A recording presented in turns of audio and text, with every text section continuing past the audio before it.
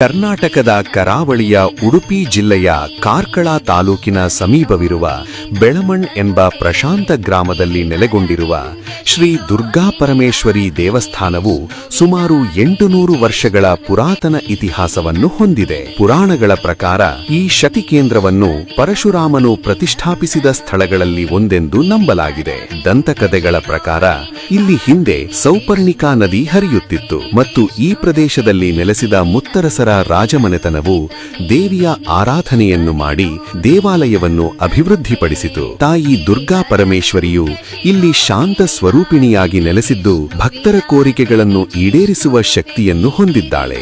ಈ ಕ್ಷೇತ್ರಕ್ಕೆ ಅನನ್ಯವಾದ ಮಹತ್ವ ತಂದುಕೊಟ್ಟ ಸಂಗತಿಯೇನೆಂದರೆ 1952ರಲ್ಲಿ ದೇವಾಲಯದ ಜೀರ್ಣೋದ್ಧಾರದ ಸಂದರ್ಭದಲ್ಲಿ ಗರ್ಭಗುಡಿಯ ಅಡಿಪಾಯದಡಿಯಲ್ಲಿ ಅತ್ಯಂತ ಪ್ರಾಚೀನ ಕನ್ನಡ ತಾಮ್ರಪಟ ಶಾಸನವು ಪತ್ತೆಯಾಯಿತು.